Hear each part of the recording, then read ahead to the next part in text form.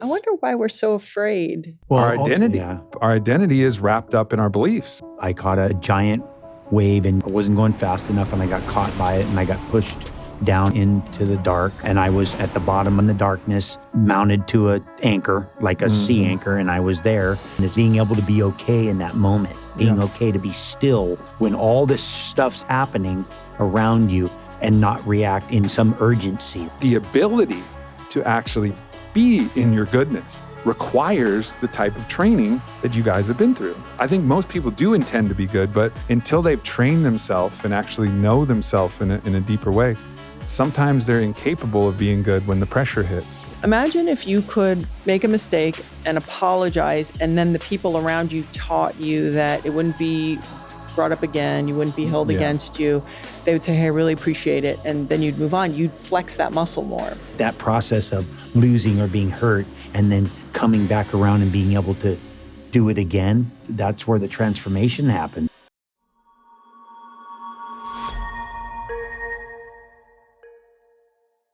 Laird and Gabby. Hi. Hi. Well, we've had a very stimulating conversation prior to this podcast, the pre-podcast podcast. But now I want to drop into this podcast with you guys because we're facing a time of extreme stress and turmoil. And one of the training grounds for stress and turmoil is found in sport and activities.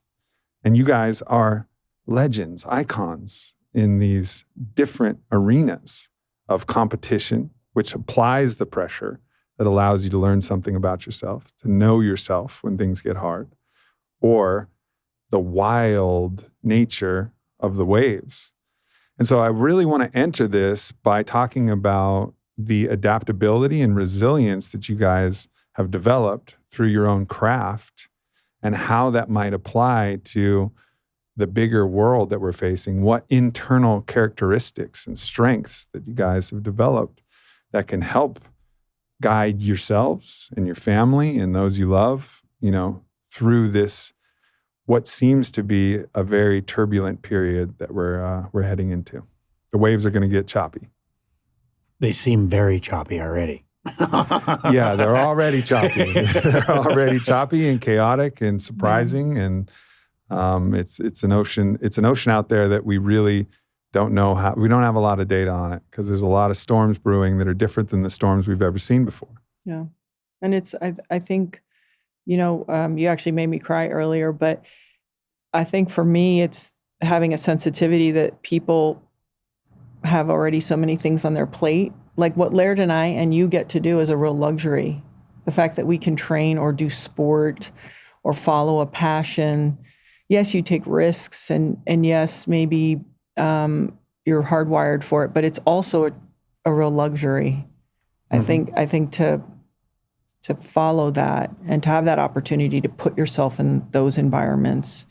And so I always am almost more sensitive or concerned for the people that they never get that space to go through those. What does Billie Jean say? To feel pressure is a privilege. Mm. And to have those tools. But it's also with that privilege comes a responsibility. Yes. And the responsibility is, I've had this privilege, and so now let me take the strength that I've gained from this privilege and use it to serve and share and lead and help, guide. So yeah, we've all been in a position of privilege by the amount of pressure we've been able to, take on. Yeah. And then now, all right, what are we going to do with it, right? And so I definitely want to go deeper into the layers for each of you guys to talk about, because they're slightly different, although you've certainly been in plenty of competitions, but it's different than a volleyball competition.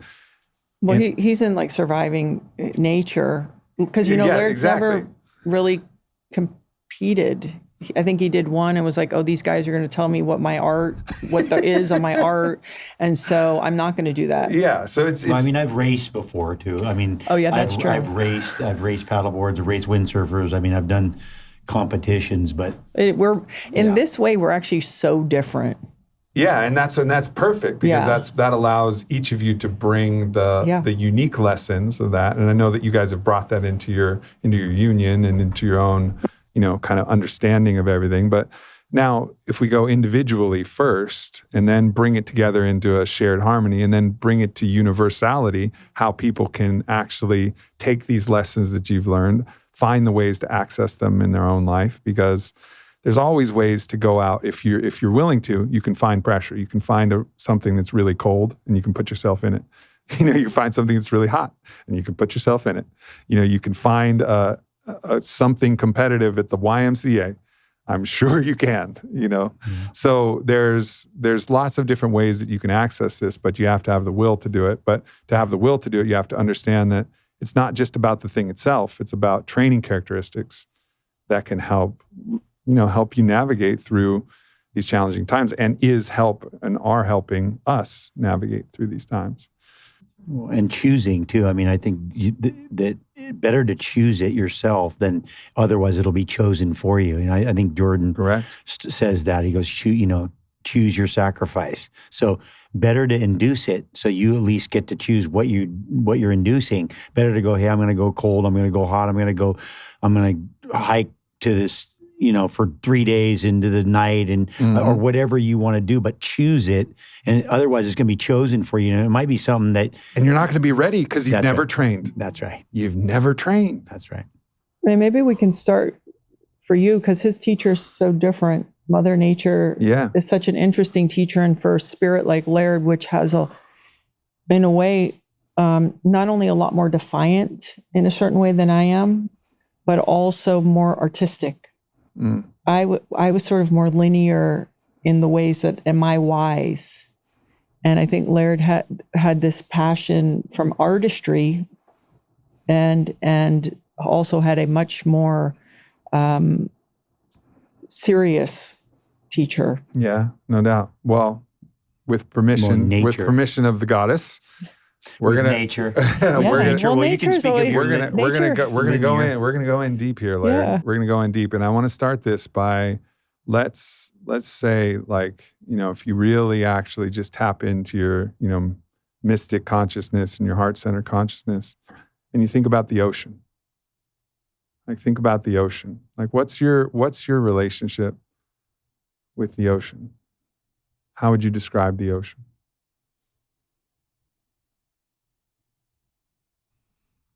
I mean, I think that the if you could just think about every different kind of relationship that you have, friend, you're the son of a man, you're the son of a daughter, you're a husband, just all those relationships, every different kind of relationship that you could have with people, it would be all of that together, all of that in probably the most all-encompassing, something that you love, something you're scared of, something that, that can nurture, save you, and something that can kill you. And it just has all those characteristics about it. It's and that you become gives you. For me, I just feel like I just was gravitated towards it as. Why do we just sit and look at the ocean? What is it about it that draws us to it? Everybody. Why is beachfront property more valuable than any other kind of property? Because it's because you're near it, right? You're near that. I say something crazy, but I talk about man's always trying to mimic nature. Man's always just trying to copy. Nature flies, nature swim. All this stuff. We have an immunity and we can fight disease. Man's always just mimicking everything in nature. And I go, and man's been building a cloud, right? We're building this cloud and all the information, we're putting all the information in the cloud. And I go, well, where's nature's cloud? God. And then, the ocean. Yeah. Exactly. Yeah. But the ocean is the biggest form of God, yeah, sure. right? It's God. If you look at our creation where we are and you say God is creation, well, the biggest, most I would think the deepest, the biggest volume, just everything, it would be the ocean, right? So that's where the cloud is. The cloud of God's cloud is the ocean. Yeah. All that's ever existed, all the information is in that environment. But it's an interface with something that's real, that's true, that's honest. Amen. And it sets the parameters, because if you don't have interaction with something that's real, true, and honest, if you're in the digital noosphere of some metaverse somewhere, it may not be honest. It may be manipulated. It may be something that's been enculturated or something that's been kind of adjusted to try and feed you something. But the ocean is just the ocean. It's real. It's true. It's honest. It's God's ocean. You know, well, even like a relationship with people. I mean, now all these digital domains are just variation of the best and the worst of people. But even people, I gravitated towards the ocean because of what you said, because it's honest and truthful and reliable.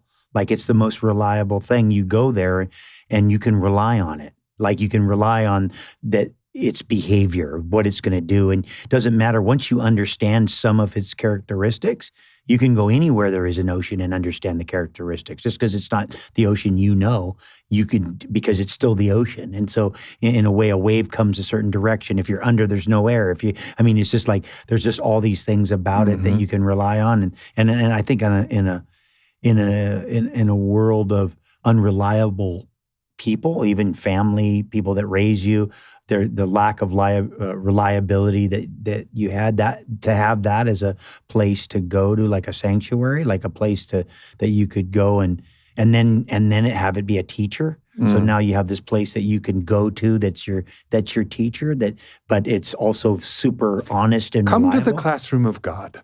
Yes, it's called the ocean. Beautiful. Yeah, welcome. Welcome to the welcome to nature school. Ultimately, right? Nature, all of nature. All of nature. But the thing about the ocean is it just interfaces with you. It's wet. It's liquid. It's moving. It's what you are. It's really a part of us. Yeah. And so there is something unique about you, though, because you took the scariest part of this wild, unknown nature. I think people are scared of nature because of the unknown and because of the scary things that could happen. The big waves. Oh shit. The big waves. And you said, no. I want to go there. I want to know that part of the wild. I want to know that part of God. And then I want to see if I can adapt and be able to navigate through the fear and find the ecstasy in the wave that's coming. And this is a very good metaphor. If there's a huge wave coming, we're about to all be big wave surfers in this world, right? And so either you're like, well, I'm going to be fucking the Laird Hamilton of this big wave that's coming, and I'm going to strap in and I'm going to learn how to ride this motherfucker. And you had that kind of instinct and drive, and that's unique. That's a part of your unique self-signature. It must have been just like a part of who you are. Or did it develop? What was that thing that caused you to say oh, that scary thing, I'm going to go there?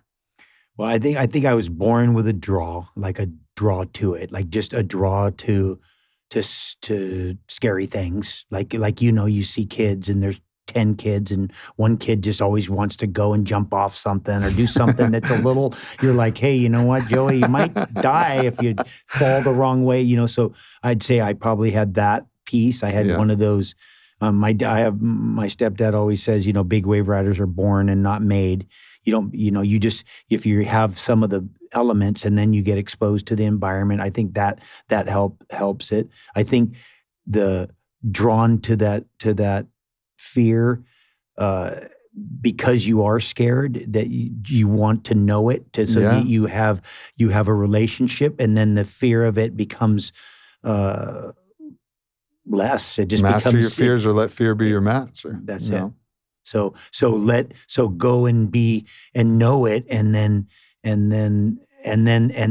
it doesn't. Fear of the unknown is the scariest, right? It's like what we don't know, we fear. Once we know, it gets less scary. Like, hey, you're scared of sharks? Well, go hang out with some sharks and go where sharks are. Pretty soon, you're like, yeah, sharks are cool. Like, I'm not really that scared of them. But when you don't know how a shark is and what a shark is. Our ability to paint pictures in our mind of what it could be is amazing. It's part of why we have what we have on the earth, is because we can make this stuff up in our brains. But that's the same thing that can just imprison us. I think you can be imprisoned by that. And I think that that's part of my wanting to get set free. I wanted to set my free from that prison of being scared because I was scared on land. So I'm like, you know what? I'm just going to go to the scariest thing I know. I mean, I know I liked heights always too. I think heights were a big piece of my thing because of the decisiveness of it. You know, like you're falling or you're not. It's high or it's not. Like it's real clear. Like you get there, you look over, you're like, that's real far down there. Yeah. Like can I, will I live if I land wrong? And can I, all that mindset, and then and then that ability to, that commitment of go or don't go, but there's no in between. There's no kind of going. You don't kind of catch a wave. You don't kind of jump off a cliff. You either jump or you don't. You either catch a wave or you don't. And so we talk about— And it's very dangerous if you actually try to— That would be the worst. Do it a little bit. Hesitation? Yeah. It's over. Because then you're going to kind of fall down the rocks on the cliff, or you're going to kind of get smashed by the giant wave. So in a way, I think that's a piece. I think that decisiveness too, real clear, like that gives us, for me, I feel like it gave me a sense of I wouldn't say stability, but a sense like something to hold on to in a universe that's spinning. It's almost like I want to say like the safety of courage. Yeah. Right? Like the safety of courage. Yeah. Because the only way you're safe is if you have a lot of courage. Yeah. And in that, courage means moving forward in the face of your fear and not retracting. Fear is a contractive force. So like the safety of courage of if I'm courageous, we're going to be safe. Yeah. And that's true in so many situations. Again, bringing this back to the universal, like there's only going to be safety if we have courage. If we have courage to speak our truth, if we have courage to stand for what we believe, if we have courage to, face the storms and the waves that are coming and say like, no, I'm getting on my board and I'm going to surf this thing and I'm not afraid of it and I'm going to keep going. Yeah. Like that may be the only way that we're going to be able to make it through. But I'll add to that, at least I feel like we have to do that. It's funny because everyone is interested in strength. People, they've always loved like force and strength.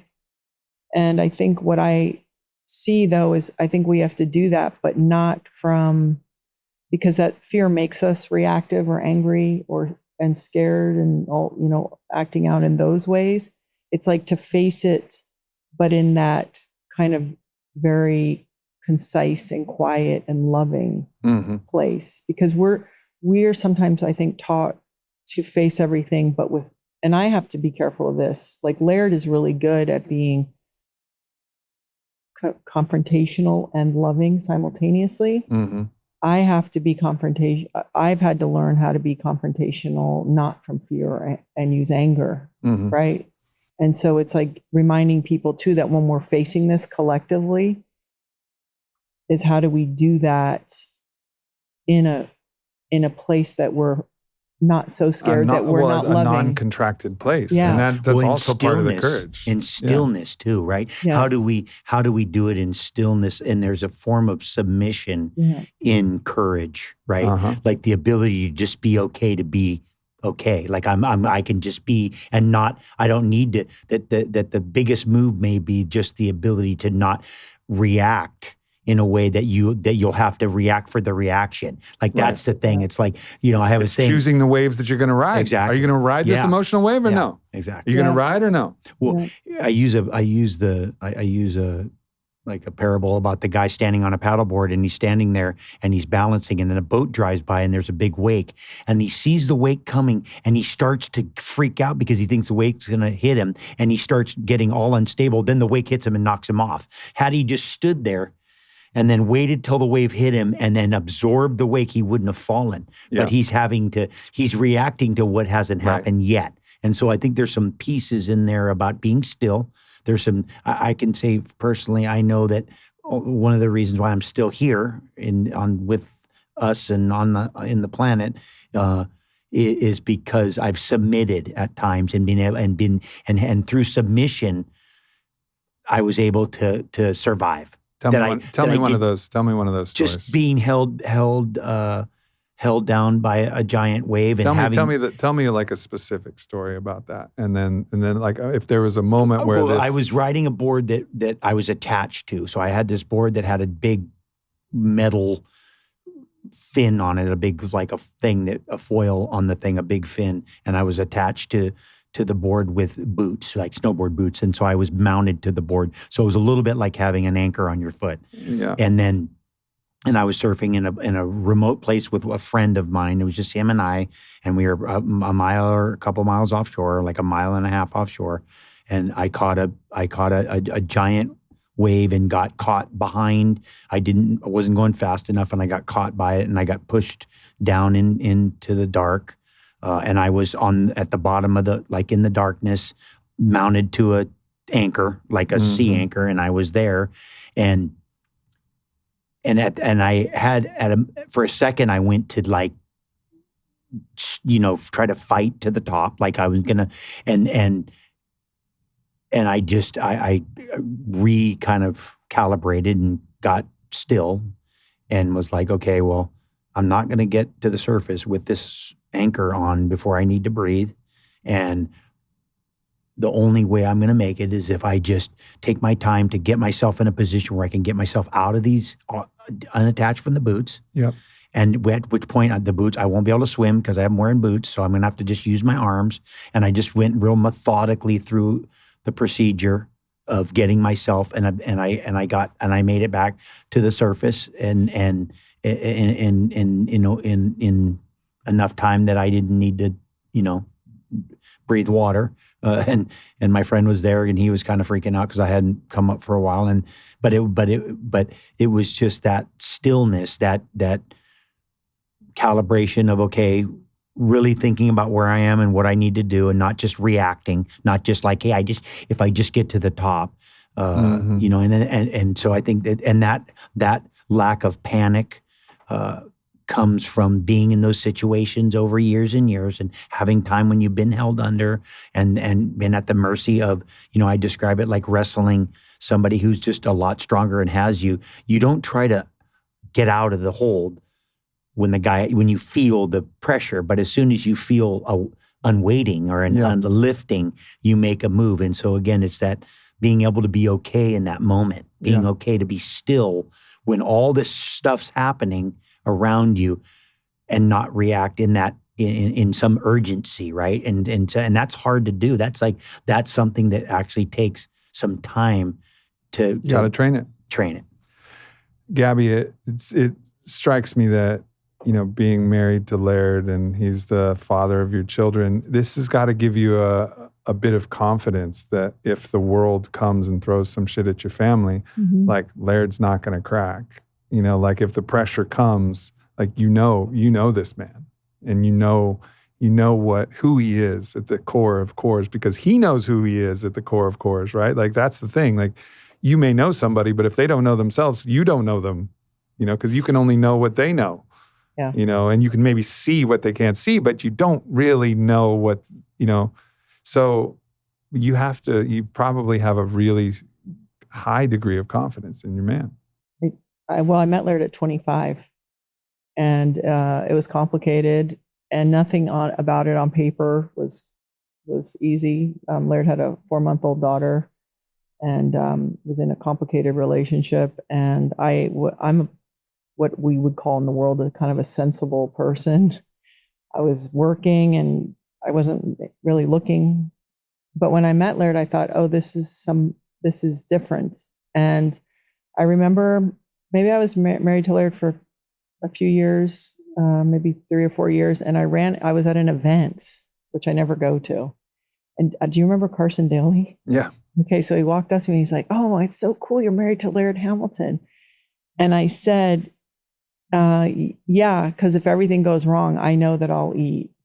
And I just said it like that. And I grew up on an island, and in a way, my needs are pretty simple. Like, I'm not distracted by like, oh, shiny things. I'm a pretty like shelter, food, love, community, purpose. Like, I'm not distracted by stuff. And I think intuitively I knew that about Laird. And then obviously over the years, not only in the ocean, but even personally, being in compressed situations with Laird, because actually Laird day to day is harder than Laird when the shit hits the fan. No, I feel you, bro. Because it's like a wild animal. I feel you. No, I get it. You Because know what the I mean? pressure brings out, evokes, it calls forth the best of us. Well, none of this makes sense. La la la. We are on a flight. We have a dinner at 6. None of that makes sense to Laird. But like, oh, this we have something to deal with. That makes sense to Laird. And so it's funny because there are many days where I'm like, this guy is a lot, because he's always intense, which I love. Because, and that's the other thing, people have to remember, life is, people go, oh, it should be a little of this and that. Life is never a little of this and that. Life is this or this. So it's like, where do you want to be? You want the guy on the couch who's like, yeah, what? Did you say something? Or do you want the guy who's like this and super intense and sort of restless and I need something, but there's nothing that anybody can give me because it's like, I have to wait for the ocean. You know, it's not like we can help him. Right. But behind all that, in my mind, I go, yeah, all this means nothing. But when it comes down to it, that person always does the right thing and is the right person, which is either to help you or to protect me or to, you know, be there for a person or make the good decision. And I'm like, at the end of the day, you trust him.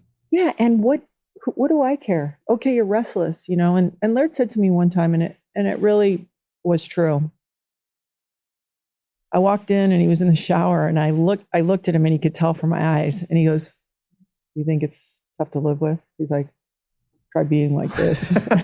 And I thought, you know what? I love you. You know, and his daughters, they get it. They know him. They see it. And my 19-year-old who's in Israel right now was like, she goes to me, do you know that I've never heard Dad say anything negative about you?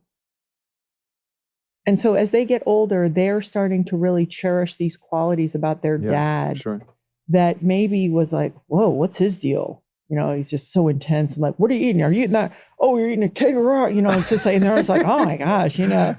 But yes, it's the trust. And it's sort of at the end of the day, when we focus on things, it's like, what really matters?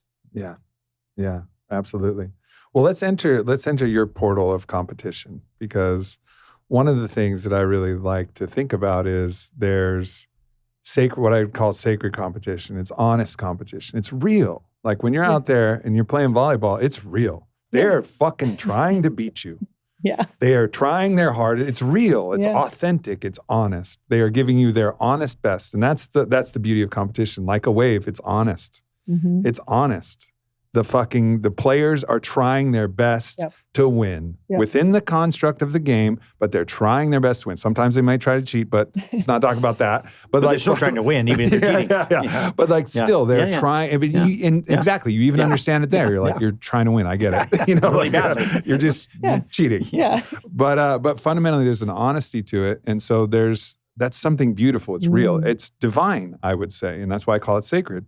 And then there's the comparison competition, which is like, oh, that person looks like this. Well, I'm going to compete. And that's like what I think is the shadow of competition. And I think someone for you is, you know, as a woman, being able to go so deep into the realness of competition. What I'm interested in is, yes, I want to talk about like that force, meeting that force and that honesty, but also like how it's related to the shadow aspects of competition, because for you, competition, you understand it, you get it. So I would imagine and anticipate that the shadow competition doesn't have as much a hold on you. Well, vicious competitor. Let me just sidebar. Vicious. I'm sure. Vicious. But I'm not competitive in all things. Like if we're going to go to the door, I wouldn't be like, I'm first. You know, like I don't care. No, I'm not one of those people. And it's a defined game. Yeah, I understand. Well, it's not through the door, but every other single game that was ever made. No, and I never.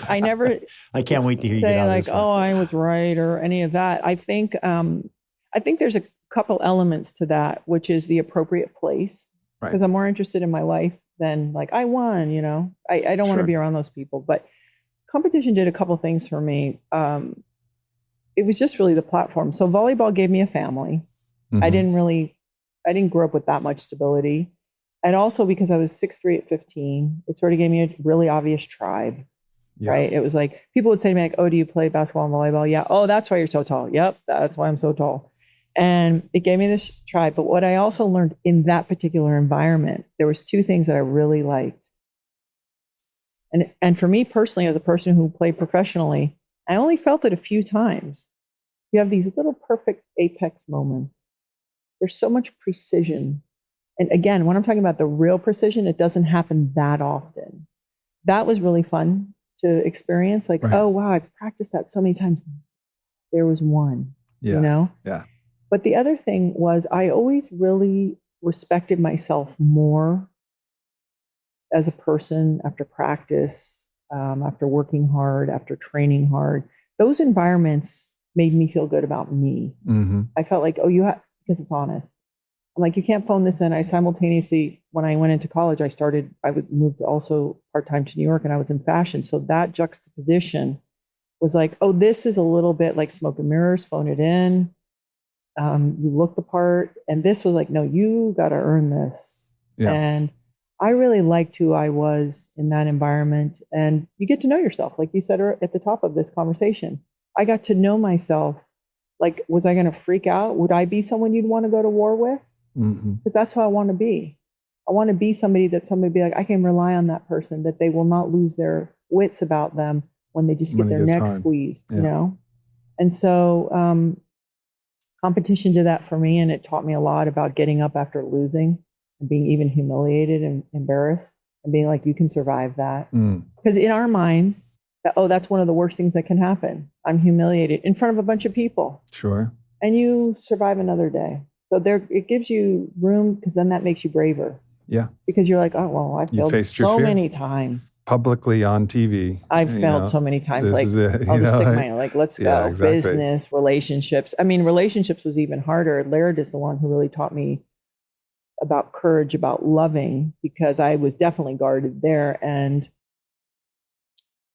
I remember we almost got divorced a few years into our marriage, and I remember thinking it was unfair that Laird always had his neck on the chopping block when it came to vulnerability and love. And he would look at me like, are you ready yet? Like, are you going to come down here? Because it's all a risk, right? In that way. Yeah.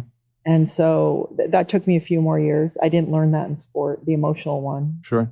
So it definitely helped then for those other things. And then the other part of comparison that you mentioned, it was very liberating, because whether it was fashion and working with literally girls that were so beautiful, when you would sit at lunch, you'd think, they say you can't have it all, but I think this girl has it all. Like, it almost looks like someone I can't look at too much because I might stare at her. She's so physically beautiful. Right. And then conversely, in sports, girls who could jump out of the gym were super strong, lean, ripped, athletic. So you just had badassery all around you all the time. And so you learn to celebrate it. Yeah. And be like, you know what? Good for you. Yeah. You're a badass. And so that really is helpful. And that takes you knowing yourself and knowing yourself like, oh no, I know myself. And then my unique self is also badass. And so badass recognizes this badass in front of me, you know, and that's, there's so many different aspects that you just mentioned in that little rant. But, one I want to go back to is the work that you have to do to perform, to get that apex moment for both of you. Like, there's just reps and work and practice and training. And that's also something that, for some people, we've gotten used to it. But without sports or without some activity you really care about, you don't get to practice that it takes work. Like, it takes work to build a company like On It, or, like the superfood company that's thriving now for you. Like, it's work. Like, you gotta work. You gotta work for everything. And sports teach you how to work. Yeah. And it's interesting that you bring this up, because one of the conversations that we have a lot about our three daughters is where are they going to get that, and the oldest one did it through education. The middle is gravitating more towards sport. And the younger one is just by nature, I feel like she's a grinder. She just has this grindy mentality. You mean your clone? A little bit. That one? You She mean is that a little one? bit, You yeah. wonder where she got that? So Okay. I go, okay, so because I just want them to be able to your point, we'll have athletes, for example, that come see us and they were, let's say, really good in college and almost good enough to be pro, but got an injury. And we just always remind them, this loaded gun, you just have to pick your next target. Yeah. Like you've figured that part out, but make it genuine. Wake up so that you're solving problems you want to be solving. Like on it was something like you're like, okay, I got to do this, but you were okay to solve those problems. That's the problems I wanted to solve more than anything. Yes. That time. That part, like I loved volleyball. Laird clearly, my relationship with volleyball is so completely different and had a space where Laird's is a forever lifestyle relationship with the ocean. And I see that with mountain athletes and it's different when you're in the elements. Well, Laird's relating to a being. Yes. The ocean is God. This is part of his spirituality. Like this is, it's his church. Yeah, exactly. So it is different in that way. But, I think there's a temple that you still hold inside your psyche, and it's the temple of competition. And Laird, speaks to that in the competitive nature, that fire to compete. Oh, here's a game. Here's a defined game. Yeah. I want to, and within this game, there's not only do I want to win, but I want to talk a little shit too, because that's a part of the game. Like that's a part of the fun of it. At least it is for me. It's like that's like a big part of this. We're playing this game, so this allows me to be a little bit bad. Oh well, I'm going to be bad. I do say that's one thing about sport, especially for women, is to allow yourself to be like a belligerent teenage boy.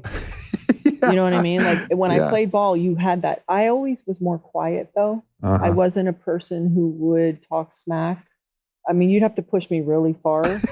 You're just a quiet killer. Totally you in were my also thoughts. you were also getting some other pressure from outside, so that was making you were already getting attention because you were doing this other work and you had a lot of stuff going on. So she was already a target. It was like, don't give them another excuse. They're already, But I do say this about sport or even training hard, like when we do pool training. In that moment, it's like you're just a being. I'm not a woman. I'm not this age. You're just the spirit that's expressing themselves this way. Yeah. And so that level playing field. Yeah. Like there's nobody, like you don't get to bring any of your other stuff, all your accoutrement of yourself. And you're just a person. You're an animal. Yeah. And you're an animal who can do a certain thing. And you either can or you can't. Like you go up and you got a block and you got a hitter. Yeah. Like there's someone who's going to hit over it or around it or through it or whatever. Yeah. Or there's a blocker who's like, nope, not today. Yeah. And that's the truth. Yeah. And I think that was the other thing too, is getting to express that side, because as we live longer in life, then we become sort of more things, if you will. Like now I'm someone's mom and someone's wife and in a way it's like, no, I'm just a spirit living. And so that always gave me a good reminder about how to go back to that. And I know how to do it in my training still now. But sport really helped me with that. Yeah. Well, and that was the foundation too. When you look at, if I think about what all the work and the discipline and the getting up from failure and all that stuff, when you just realize that really all of that was just to set the foundation for the real game, which is how long can you live with high quality life? How well can you survive a relationship and parenting? Like for me, I go, the real thing is like, I call it the victory through attrition, right? It's the guy that's standing on the top of the hill when no one's left. You just win. Like you just win because you're the last guy left. And so but if you look at it, you go, hey, what's the real contest? The real contest is the whole thing. Like the whole life. The big game. The whole life. And what life did you live? What was the quality of the thing? And at the end, when you're standing and you're like the last guy up there and you look around and you go, well, no one's here. You don't even have to be any good. right? You're just the only one left. And so, and so if you look at the real, like when I think about her and her discipline, for her training, for her work, for her family, for her, that's the real competition. Like the sport gave her the foundation to be able to have the work ethic, to be not discouraged when you get down to like all those values that you need. But the big game is this other one, which is called life. It's a tough one, and we're in it. Yeah. And so same thing to you. I imagine the fact that she's gone through the crucible of competition to that degree. Yeah. You trust Gabby. Like you really trust her. You trust her that if things come up, she's going to be able to handle it. She's going to be able to grind if she needs to grind. She's going to be able to adapt if she needs to adapt. If she's attacked, she can respond, not react. Like there's all of these things that you can trust about your wife. And so what I see here is just like a deep bond of trust that's between you guys. And I think as we enter these more challenging times, and I think relationships are really getting tested and challenged right now in a significant way. And it's about, can I trust you? Can I trust you if things get way harder? And I think that's important. So you start looking at those relationships. It's not just your wife or your husband, but it's also that inner circle around you. And then that circle ripples out and it's like, all right, how far does my field of trust go? Who can I really count on if things get gnarly? And because it can happen in a moment, like you don't know when it might happen. You don't know what attack may come, and a second. It could just be like, here it is. A second. And then who's gonna rally? Who's gonna be there for you? And who's gonna like abandon ship? I think what you're saying is interesting too, because you always love the word civil discord. I think it's just a perfect phrase within that, civil discord. And to your point, where we're coming through 3 years of a lot of people stop being friends just because they had a difference of opinion. And so trust doesn't mean you agree with me and we do everything the same way. It just means I can hear you out. I can hear something that's different than I believe, and still we can talk about it. Yeah. Well, and then I can rely on you too, because you can, I mean, I've said it before in the ocean, it happens a lot. I go, yeah, I don't need you to like me. I'll still save you. Like, I'm like, no, I'm saying like, I don't even care if you like me. Don't like me, but I'll still come and put my ass on the line and save you because that's the person I want to be. I want to be the person that like will do that. Whether I like you or not, I don't need to like you. And what you're speaking to is goodness. And in our postmodern world, they're trying to erase goodness, but goodness is real. Goodness is the good, the true, the beautiful God. Good God, good God, good God. This is it. And now, of course, you can talk about the God that's everything, that includes the bad, and you can get really confused with that. But we actually deep down know goodness. We know what goodness is. It lives in our heart. It does. And we when we trust the goodness in the people around us, then if the mind is thinking different things, then you go in and then you kind of can look at those ideas. And if you trust that they're not so fragile, that if you penetrate some of their ideas, that they'll go like, oh shit, that idea was not good. You're right. Like, and you want somebody who's willing to do that, who doesn't have that ego and that facade, like, I can't be penetrated because I'm the intellectual and I'm the one who knows anything. And if you challenge my ideas, I say the pyramids were 3,000 years old. And Graham Hancock's like, nah, they're 12,000 years old. And you're like, leave the room and storm off. Isn't like, he booted out of you can't Egypt? trust that fucking guy. Storms off. He's got to be like, interesting. Yeah. All right.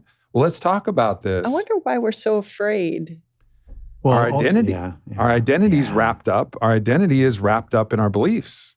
So you're a doctor, an immunologist, or this thing, and then you put this thing out, and you're a record and your identity, and then you're afraid that if this gets wrong, then people won't think you're smart at all. And your value proposition for your whole self is wrapped up in what you believe and what you've said, and so it gets really confusing when you're fused, when the self is fused to the thinnest part of your identity. It's a fucking problem. The self has to be different. The self has to be in the heart. And then your identity is like, well, it's evolving. It's always evolving. It's adaptive to the reality and the truth that comes about. We were talking about Bobby Kennedy before we got on the podcast. And I gave him like the most solemn oath I could ever give. I said, if you choose to run for president, I give you my word and I give you my sword. I'll do everything I can. Why did you do that? I did that not because I knew any of his stances on any policies. I understood a little bit of what he was saying about war and about glyphosate and about, and I agreed with, the kind of surface level, but I didn't really know him that well. But I was already all in because I felt his goodness. I trusted that no matter what, he was going to listen and not be offended. He was not going to be stubborn. He was going to take the information, the best information he can, and act honestly. Maybe he wouldn't act right when all the tallies were, in, but he would act with honest intention. And I knew that about him. He's a good man. He's a good man. And goodness is real. Goodness is real. And I think that's what I look for when I'm like trying to align myself, is like the goodness and the will and the ability. Now, the ability to actually be in your goodness requires the type of training that you guys have been through, right? It's like, I think most people do intend to be good, but until they've trained themselves and actually know themselves in a deeper way, sometimes they're incapable of being good when the pressure hits.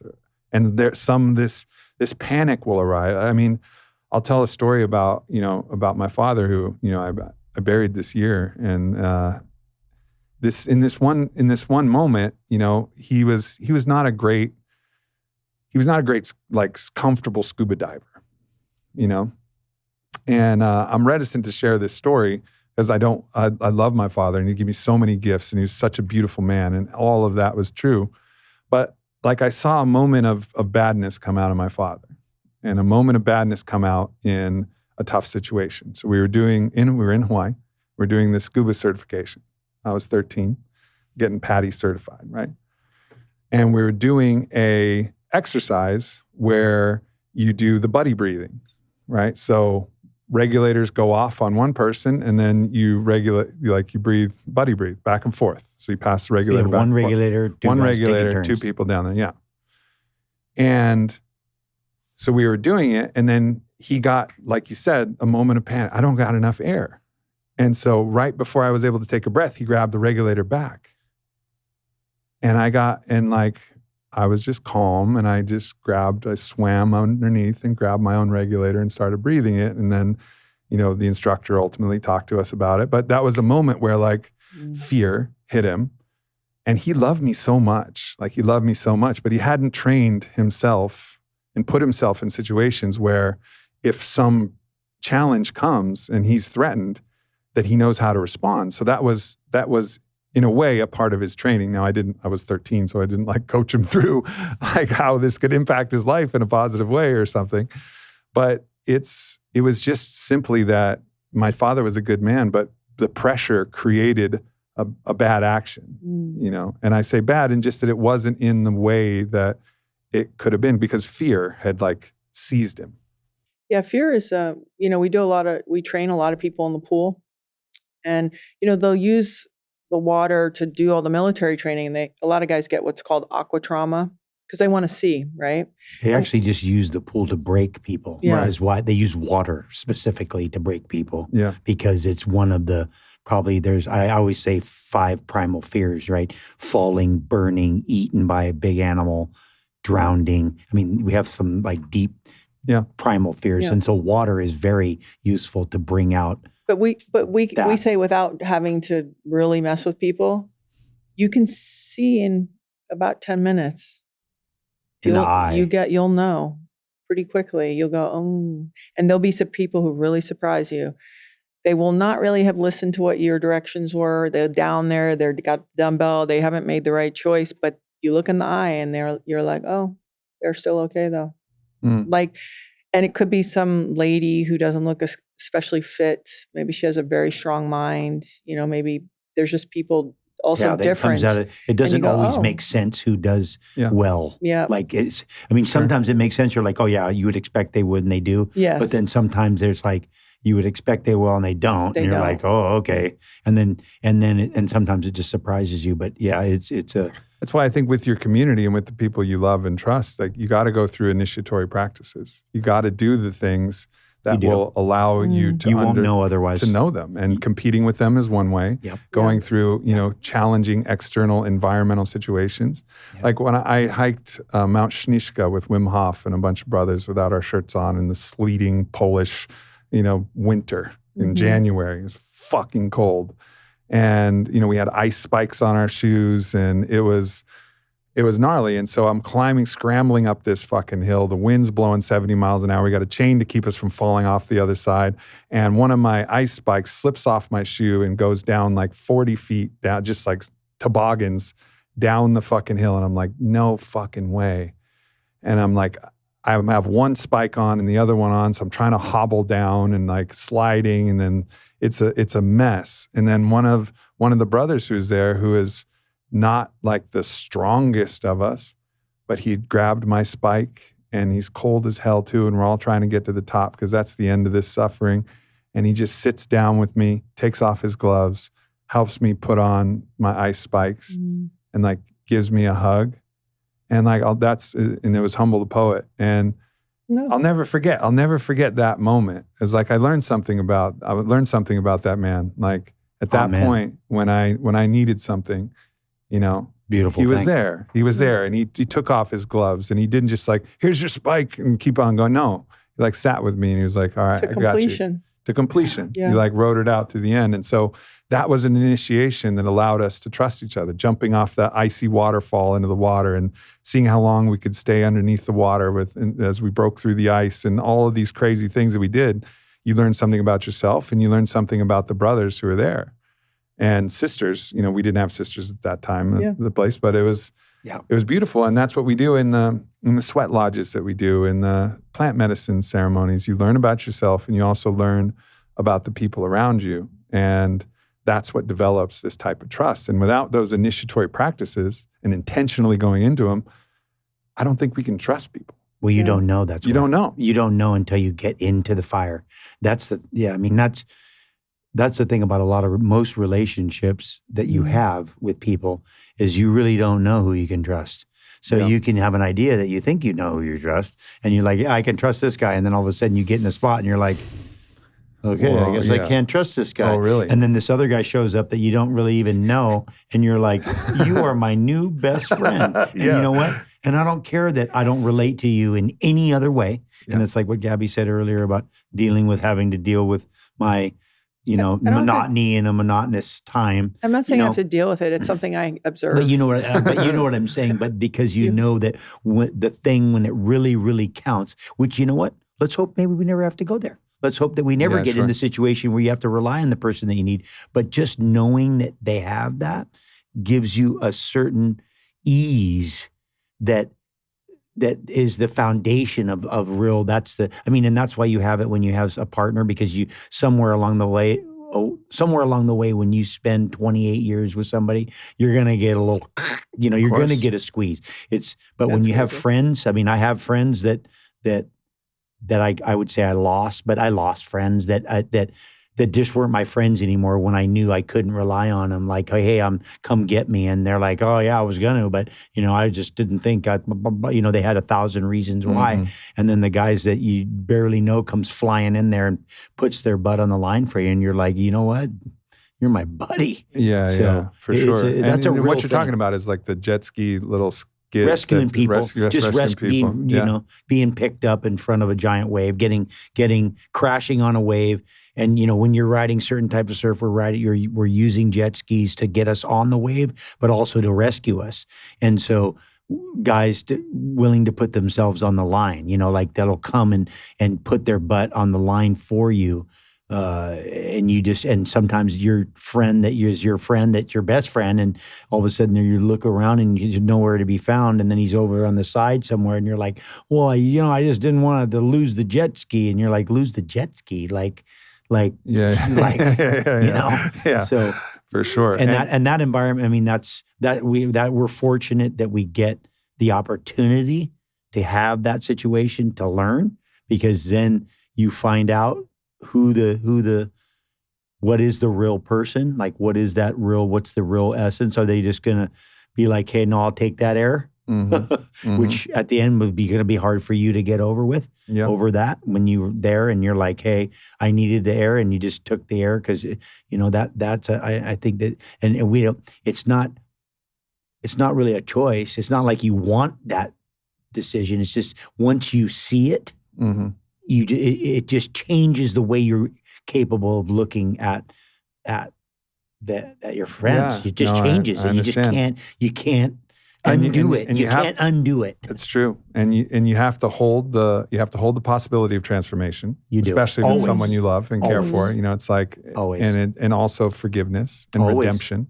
That's something that I think also culturally we have a really hard time with is forgiveness and redemption. And we were talking about this, like people who were, finding out that I might have been wrong about that. Might have been wrong about that, and I think there's a lot of people who are finding out, I might have been wrong about some things. Might have been wrong. Yeah. And people don't like to be wrong because it forces change. That's the thing. It's because you say wrong, then you might have to do something a little different or you have to change how you look at it. We don't like to be wrong. Like that's not one of the things that we're like because it forces responsibility. Hey, you're wrong. So then I'm responsible. So now I have to change, But how about all of our friends who maybe in the last few years have made different choices and then maybe more information came out and they were like, wow, maybe we've been duped or some amazing, it was wrong. Sure. We've had some and amazing. I see some of my friends and I'm like, man, you're seriously a badass. Seriously. Yeah, totally. Seriously. And that's so you're holding and you're not shame. You're not holding them in shame. You're not freezing them. No. You're not freezing them in their moment of ignorance. You're not freezing them in their moment of weakness. You're cheering them on. There's you're always like, point. There's hope because you're hoping maybe you can do it. Maybe you don't even know do I have the capability of actually doing it? Because that's cool because that's what it looks like. And I think that's important for all of us is to see these things it gives us, we're the monkey see, monkey do, right? That's what we do. If you can be the monkey that doesn't see and does, then that's congratulations. But normally when we have examples of, that's what it looks like to just, and it seems like pretty uneventful. Like, hey, you know what?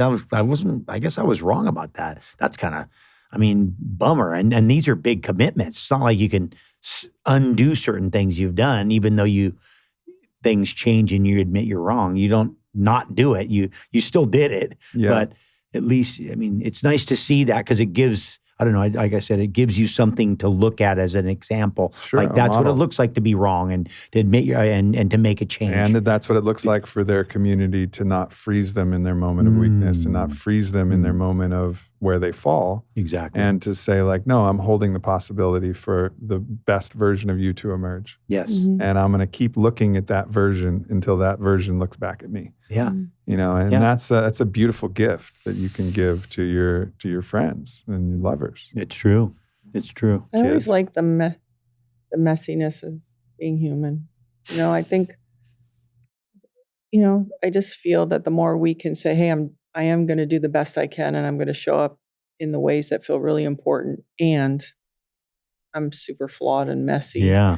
It's the so much admittance of that is so easier. beautiful. Mm-hmm. It's so much easier to just work from that place. And I know just from having kids, because like you just told a story about your dad, my kids are like, and I have girls, they're even a little more heavy, I think, because the level that they pay attention. Mm-hmm.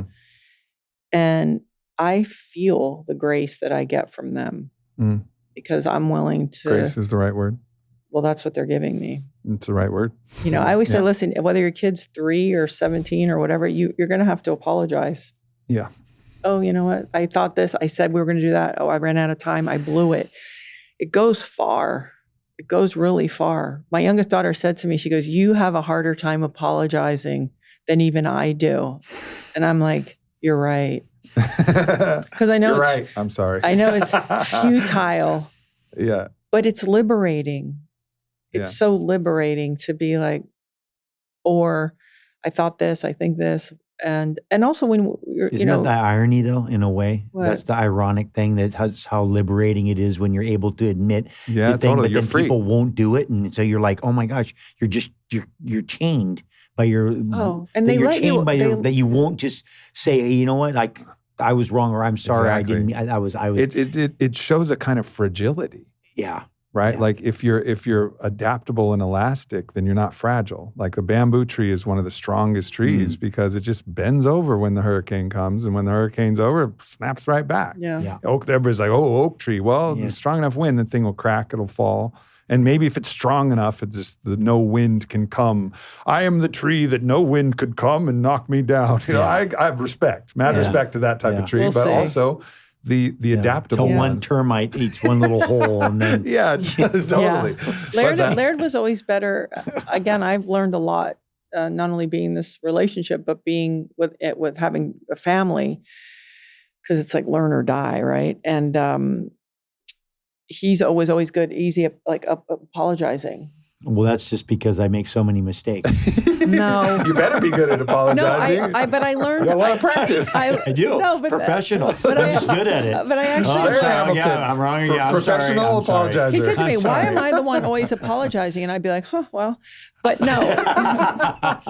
But Because you're always wrong.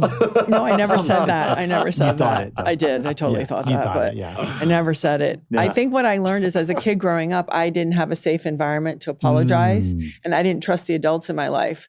So I held on to this fortification, because imagine if you could make a mistake and apologize, and then the people around you taught you that it wouldn't be brought up again, you wouldn't be held against you. They would say, "Hey, I really appreciate it." And then you'd move on. You'd flex that muscle more. Yeah. So I had to wait till I was an adult to and then I'm like, okay, now when I see, it's like, I even say that if you have let's say a difference of opinion, and just for math's sake, we'll do it this way. I'm 90% right in this conversation with Laird, let's say.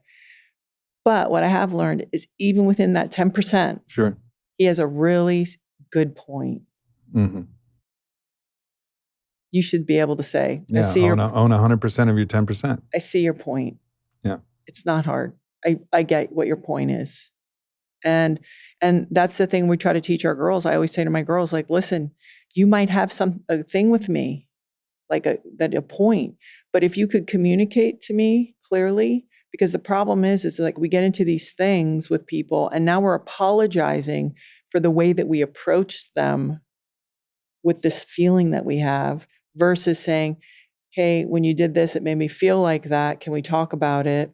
And then they have the chance to say, "Oh, let me look at it." But if you go ballistic and you go after them and you go crazy, all of a sudden you're like, "Hey, I'm really sorry that I reacted that way." And you lost your chance. Yeah.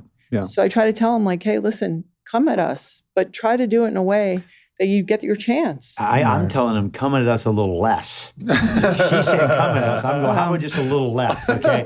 Just can more of the volume. Can we just tone it down? It's just a volume. Oh, they're issue. tough. They're tough. And yeah, but so I think there's all those things where once we learn, but it goes back to the other thing you were saying, is when I have those people around me that I can trust, then I do feel that vulnerability.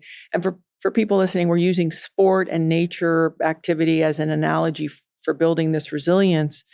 But it could be like you're in the parking lot and someone frustrates you. There's another opportunity right in that moment. We have opportunities, small and large, all the time, to exercise this restraint and the discipline to be stronger, to handle. Yeah. And so I don't want people to think it's only like you have to train and be like, rah, all the time. Yes, it is helpful.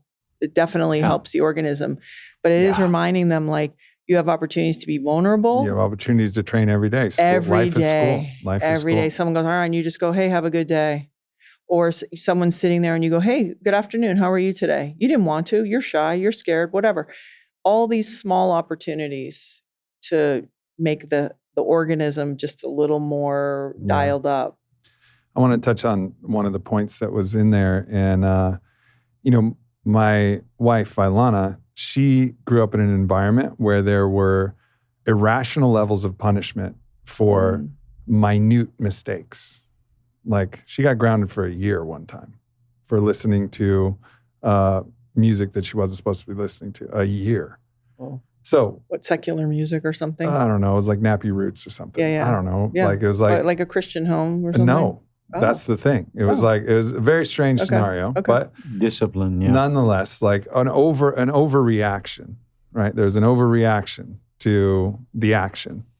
And in the overreaction to the action, then she learned like, all right, well, in this environment, I'm going to lie.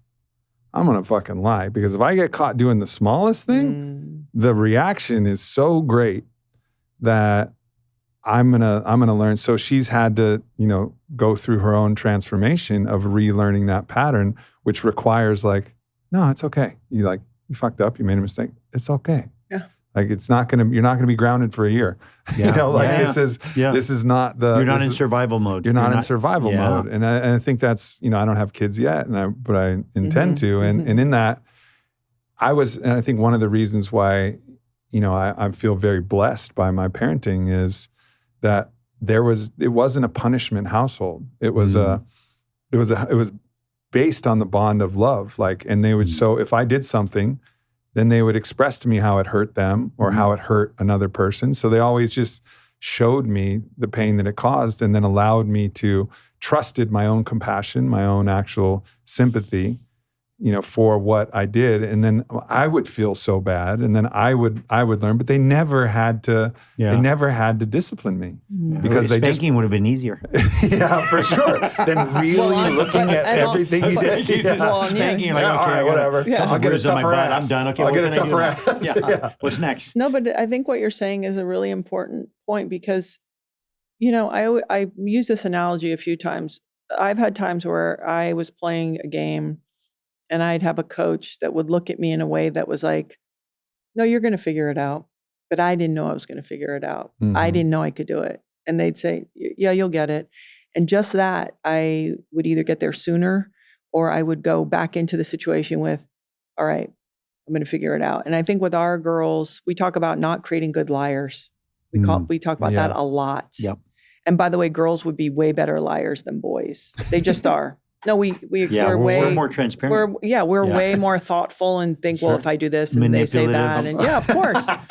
I like the way you say thoughtful and I say manipulative. Okay, emotionally attuned. Let's just we're more that way. We're certainly jiu-jitsu, more definitely. But that sometimes we talk about with our girls, if they're going through a hard time, it's that just even thinking they will work it out. They're going to get there. That vibration, I think they feel it, versus you don't say anything, but they think, oh, they don't believe in me. Right. And I think as a also parent, giving them the comfort to be able to express themselves and not be, when they do, you don't just punish them for that. So giving them that platform where they feel that they can kind of just talk about things to you in an open way, which at times you're kind of going, like, did you have to tell me that? But you want that relationship to be open like that, so that they have that. So then they, because they want to tell you, they actually want to tell you. It's the craziest thing if you're like, you're telling your kids like they can't have sex. Well, all right, fine, but what if they do? And then what if there's an issue? And what if they really need to talk to somebody about it? Imagine? Like that's a nightmare scenario that doesn't work. Like closing off the conversation about sex or recreational drugs or any of these different things. It actually takes away the interest part of it. Yeah, the truth is, when you communicate with them open like that, they're less way interested. More conservative. They're way more conservative. Right, they're way more. Then they're like, because you can also share the truth of the perspective, and they can actually talk to you. And so if they come up upon that situation, or if they even fall down in that situation, like, like I took this pill, or I did this thing, or and it didn't work out well, and you're like, it's all right, right? Like let's I'm here for you. So that's one aspect of it. Another one that came to mind was what you're saying about, like, I trust you guys to work it out. Like, I'm imagining a fight between the girls. And I'm imagining a scenario where you go, right, I hear both of you, but instead of you declaring and being the judge and like, I declare you're right, I declare you're wrong, you're punished, you're not. Like, I trust you guys to work it out. Yeah, as long as when they're younger and one was a lot bigger than the other, it was like, please don't kill your sister.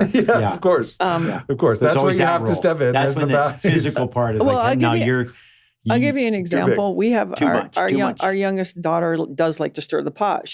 That's her personality. It's fantastic. I'm sure it's going to work out really great for her in her life.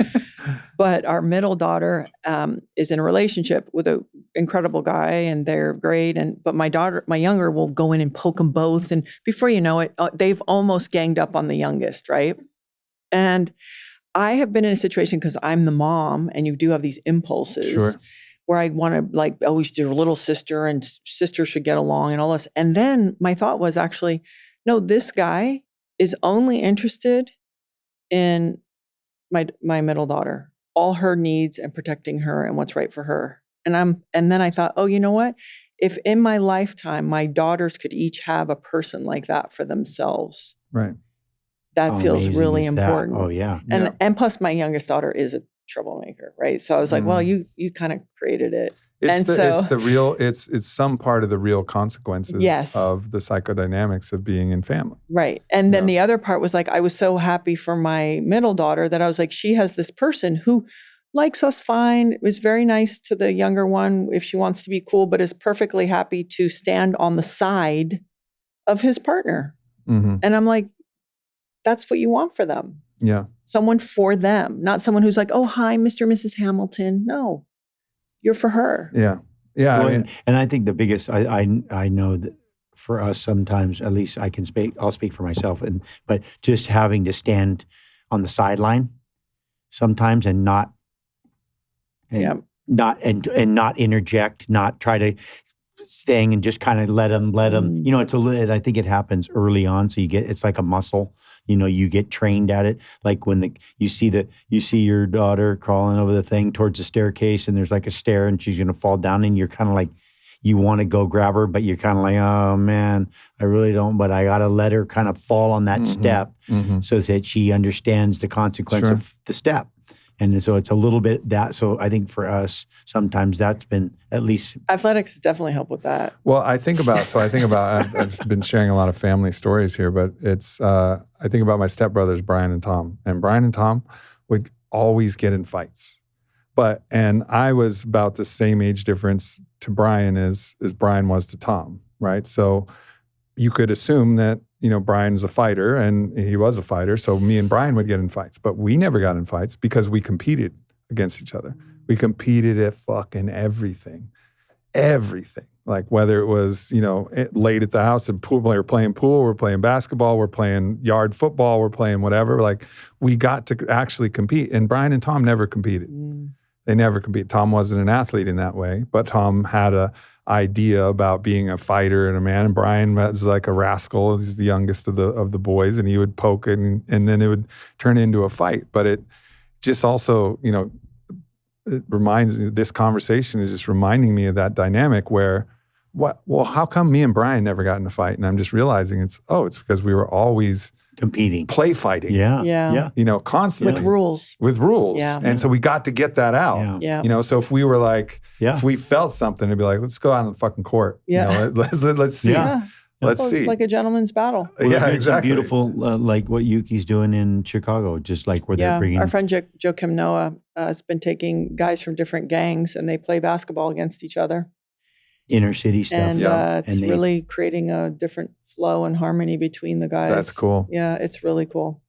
Yeah. They get to play against each other and they've had some big success. Plus, I think we ultimately always respect a worthy opponent. Mm-hmm. You know? Yeah, I mean, Bird and Magic may not have loved each other, but they fucking respected each other. Right. You know, it's so beautiful. It's a very important thing. And I bet now they could probably sit down and have a few laughs and really appreciate it, right? So at the end, part of that whole friction allows them to actually probably have an understanding of one another that's beyond anybody that they actually know. Yeah. Probably the two of them could relate to each other and understand each other better than even players that played with them on their own team. Mm-hmm. So because of that. Yeah. Are you hopeful for the future? I am. Yeah. I can get lost in periods of despair and despondence. But when that happens, my whole system powers down and I'm not alive anyways. So I make the conscious choice to continually step into the brave winds of hope and like dare to hope and believe and see the more beautiful world emerging. Yeah. And, you know, is it going to happen? I don't know. But I'm going to see it and I'm going to believe it and I'm going to be the last one to get off the ship of humanity. You know, if we're sinking, I'm going to be the last one to say like, keep bailing, keep going. And I'll be the last one that dives off the ship of humanity and life. And I really believe that about myself. You know, I've found myself deeply, and I know that that's a choice. Mm-hmm. And it's a choice to just keep hope alive, even when things seem hopeless. And I don't think we're anywhere near a place where I think things are hopeless, because also I have a gnosis of God, of the divine. Mm-hmm. And like, I'll never count the divine out. Like I'll never count God out. Like God's got to play. And I think there's rules to the game, and there's free will, and there's, the game of life has its defined rules, and God's not going to do something crazy and just come in and there's a voice in the sky and he's going to sort it all out for us. Like, right. But in us, and through us, as the divine working in its subtle, miraculous ways, I think there's something that the algorithms can't predict. And there's something that we will never see coming that's going to be emergent because of the divine working in us, as us, and through us. Absolutely. And that's what gives me hope. That's the only thing that gives me hope, because if you look anywhere else, we're headed towards a disaster.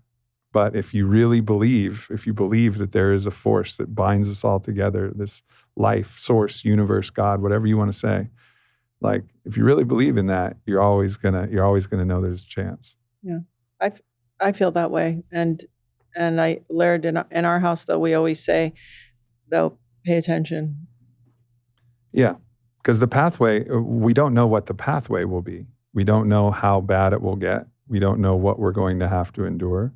Yeah. We don't know what the challenges will be. And I think that's why you have to build these internal strengths and characteristics. A lot of people are focused on the external. Well, I got 7 years of beef jerky, and I got, 5,000 pounds of rice, and I got enough ammunition to last me, okay, great. But how's your internal constitution? Like, how much are you investing in yourself? And also, how much are you living right now? So if it becomes that hoka, hey, today is a good day to die moment, where a wave is coming and you can't escape it and it's death, like, can you look at your lovers and the ones in your family and the ones you love and say, like, I love you so much, and I fucking lived, and we did the best we could, Like I want to live that hoka, hey life.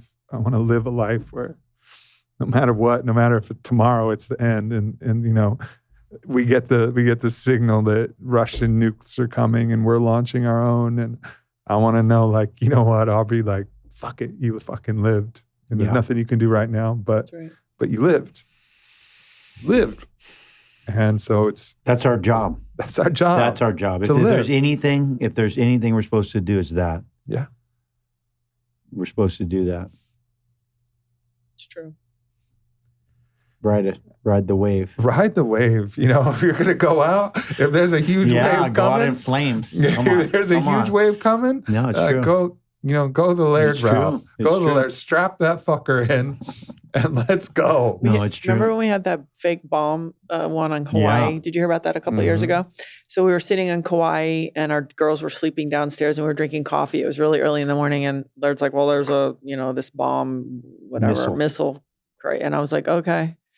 We were having coffee and he was sort of like, would you do anything different right now? And I'm like, not really. We're all here. Let's go up on the porch and enjoy our coffee and go on look the at the porch view and not crawl into a drain Honolulu somewhere. Bay. Yeah. And, and be scared and then what? Come out to a place you don't want to be anyway? It's like, because it's not going to be too nice if there is one coming and the thing's leveled. That's right.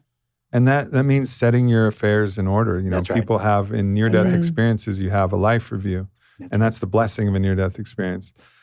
And I would say that, the plant medicine path that I've taken has brought me to many of those life review moments. My very first one was this massive life review moment. And so I've gotten the blessing of being able to look at my life many times from a point where it seems like obliteration is imminent, at least the obliteration of the self that I knew. And really all I really care about is, like, did I do my best? Did I live the most I could? Did I move with courage instead of fear? All of these things. And if I lived that way, and if I squeezed the juice and tasted the food and made love like a warrior poet, like, if I did all that, like, all right. So the life of Aubrey Marcus was 42 years and 8 months. Okay. So be it. You know what I mean? Seriously. Like, No, so seriously. be it. Because we've lived. And there's a peace in living every day like that. And that no matter what happens, like, you've lived. Well, it's a little bit like when we talk about the training or competing, when you leave it all on the court or the field or in the gym or whatever, it's good. No regrets. No Well, regrets. I said to somebody this morning, I go, yeah, we're talking about,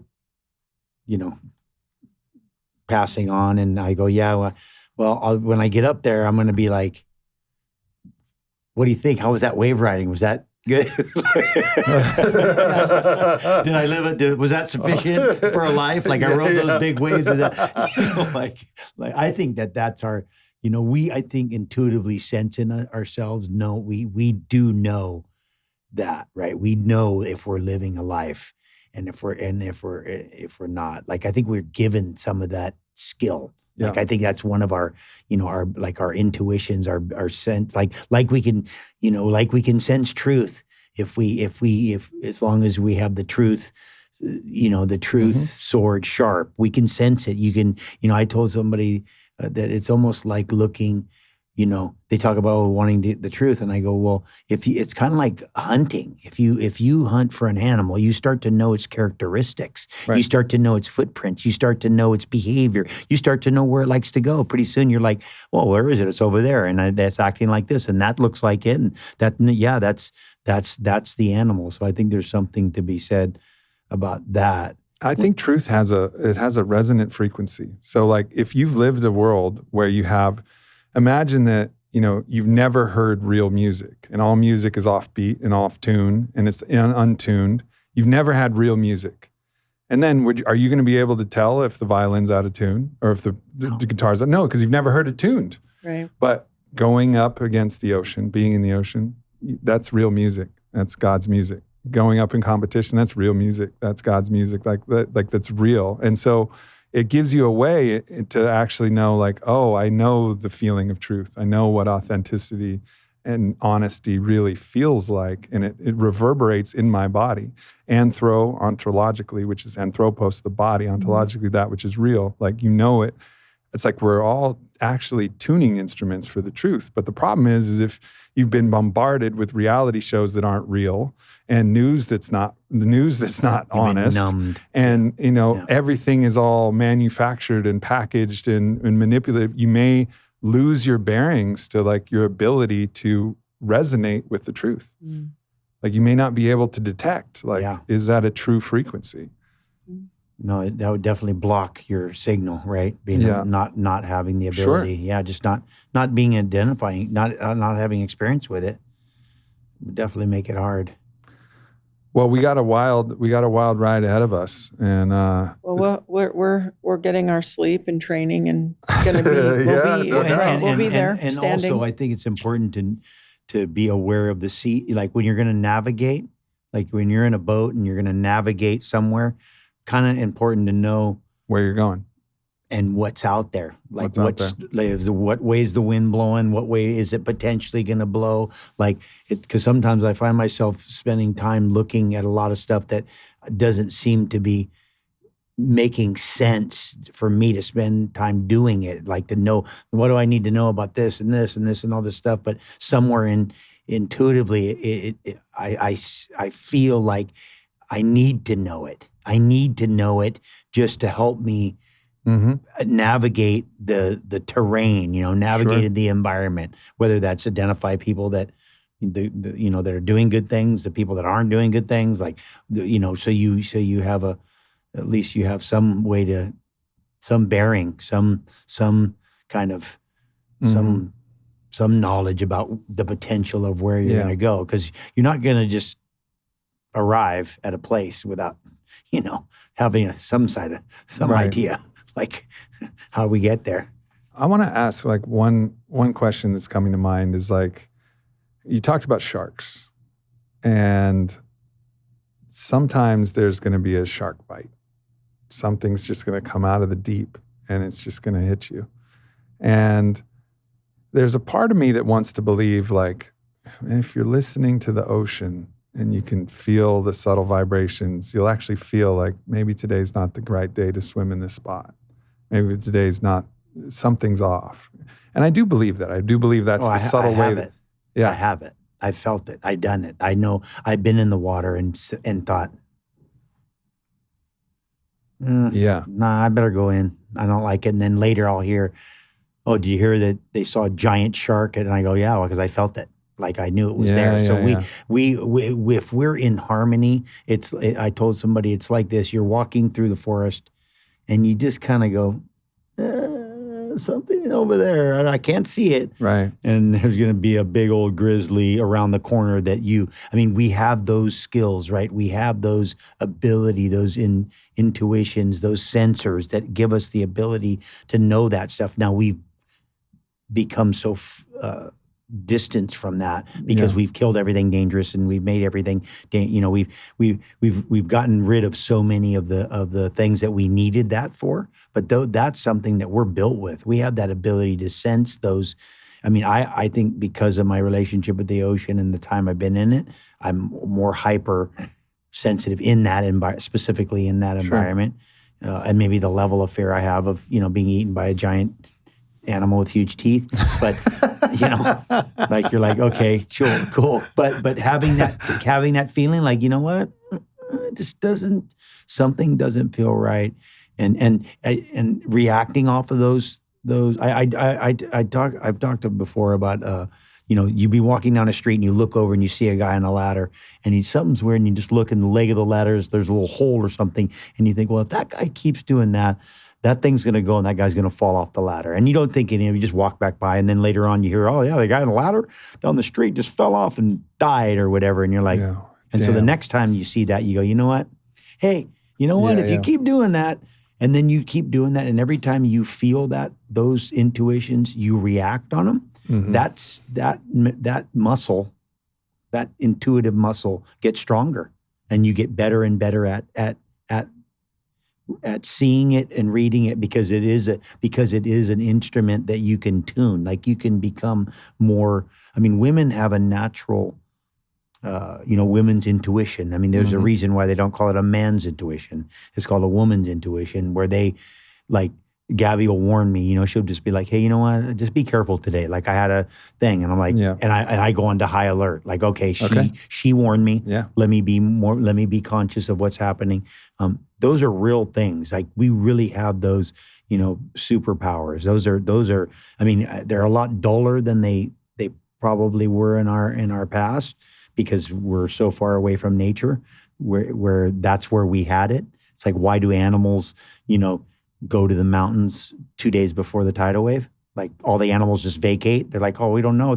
All the animals just ran away. Like, how'd they know? They don't have Geiger counter. They didn't know it was going to be an earthquake, but they intuitively, the relationship that they have, they're still in their essence with nature. And so they react that way. And I think we can reawaken ours and be more. Yeah, our connection to the field. There's no doubt. And then still, there's going to be things that, you can't explain in a random. I was there at the New York Jets, September 11 game with my best friend, Aaron Rodgers, and he's never been more excited about playing a season. He's never loved the team more. He was so all in. Spent 3 days there before and he's getting ready and then he's out there and fourth play of the game, it goes down. And like, there's so many thoughts that you could have about like, oh man, should I have felt this in the field? Like, could I have warned, could I have known? Could I have warned him? Could he have felt this in the field? Is there something that he wasn't looking at? But then you have to also make space for there's chaos and chance. When you have bodies colliding into each other on a turf field, there's going to sometimes be something weird that happens. So ultimately, I drove him home from the game in the third quarter. They brought me down because he couldn't drive because his fucking Achilles is ruptured. And so, I'm talking to him and I'm like, I don't know why this happened. I don't know if this is God's plan secretly to have some mission and influenced it that way. I don't know if dark forces in the universe came in and shark bit you. I don't know. And I don't know if this is just chaos, man. Yeah. But what I do know is it could be any one of those or some combination of all the above. But what I do know is you get to decide what this means to you. Yeah. And you get to decide and look back. It's your choice whether you look back at this and say, I'm grateful for that or I'm not. And that depends on the actions that you take. And that's the only thing that you can do in those situations where the shark bite comes. Yeah. I don't think I've ever been not grateful for any of the injuries I've ever had. Mm-hmm.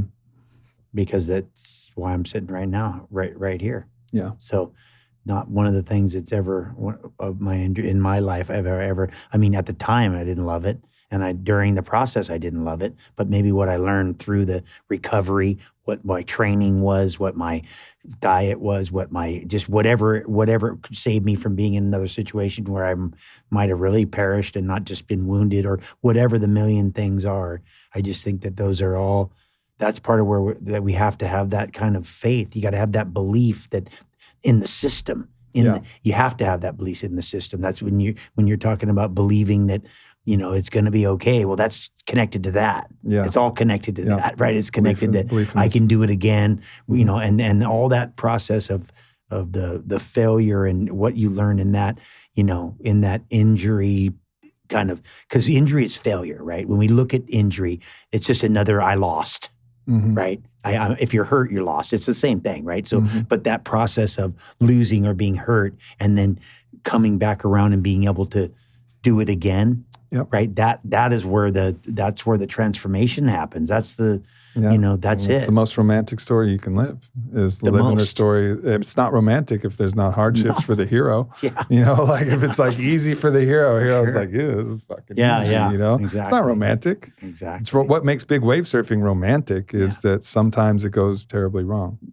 And that's the romance. That's the romance of the thing, and that's the romance of competition too, is sometimes it's fucking really hard and things are brutal and you're really down and you have to dig fucking deep and just say, no, I'm going to assert my will into this field and I'm going to come out and there's something emergent that's going to be there. And that's, life is fucking romantic and we're living in romantic times. And if we can look at that, it's like, this is the times where we get the opportunity to be heroes because it's romantic as fuck. And crazy entertaining. Yeah. I mean, when you watch The Humans, you're like, oh my God, look what they're doing now. Like, what were they talking about? The aliens looking down going, somebody goes, oh yeah, aliens wouldn't care about what we're doing. I go, you kidding? Like, have you seen what we're doing? This is some entertaining incredibly stuff. I interesting. just watched like one story and it's entertaining on TV. Never mind just watching the whole group. Look at the whole group, what we're doing. It's like, oh my God, now what they're doing? What are they doing now? No, come on, are you serious? Come on, humans, really? You gotta be serious. Oh man, I didn't see that one coming. I'll tell you Snap really out a of it. quick tale to sum up what you just said. Laird came home and, unlike Aaron or, a basketball player, Laird surfs with everybody. So if on smaller days, right. So he'll go out and surf and I guess he fell or something. And he came in and he said, I was out surfing and I fell on a wave or something. And some guy comes up to him and he goes, I saw you fall. And Laird goes, you saw me fall? and the guy's like, yeah. And Laird's like, I've fallen on more waves than you've ridden. And I thought, that's about right. For everyone, like people see, the moment, but they don't realize how many wipeouts there are. Of course. For real. It's like That's Aaron's there. That's how he got hurt. Yeah. I'm playing. Yeah. I'm in a position to get hurt. 18 years. That's what I'm saying. Exactly. Like the fact that you're even there says it all. It's like. He seems like he's in a good place though. I feel like he'll bounce back. Rally back. Yeah. He'll bounce back. Yeah. He's got the warrior poet in him. Yeah. That's why he's my best friend. I could see that. Well, we send our love to him too. I was not happy when I saw that. I know. It was tough. Well, this has been such a great surprise and delight. We didn't know this podcast was going to come together. I know. Until when they called me and they go, we're going to go. I was like, there's no way those guys are available. So thank you. Well, we were supposed to come the day before, which you wouldn't be in the whole thing. Thank you, though, to you and to your crew Yeah. for making room for us and making it happen. Yeah. Of course. It's such a pleasure.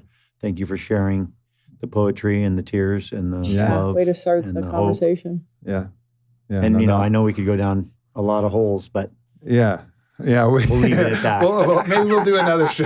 Yeah, we'll do a show. I want to do a show with you after you've had a kid. Yeah. I can't wait. Because then you'll be like, that stuff I thought, well, some of it, no, I'm not sure. For sure. I'm just kidding. Sure. I'm kidding. That's You they're want the to talk guru. about tempering your soul. Yeah. In the words of Byron Katie, the two best things you could ever do as a parent for your children: listen without fixing their issues. Just listen. Truly listen, and make yourself happy, whatever that means. Show them what happiness looks so like. they know what it looks Model like. that. Well, I think I got the second part because I can show them how to live I'll a teach life you a that's trick. really happy. This is like a steering wheel, a make-believe steering wheel. And when they're in the car, this is obviously like a young tweener or teenager. You just kind of squeeze it. Just squeeze it. You just squeeze it. And like, oh, okay. Don't say anything. Just squeeze the steering wheel. It's really good. Well, I'll leave you with, so I believe that parenting is like building a samurai sword. Mm-hmm. So your children, they take you, they heat you up, they beat you with a hammer, and they stick you in a bucket of ice. And they do that over and over. And again, at the end, you're a tempered soul.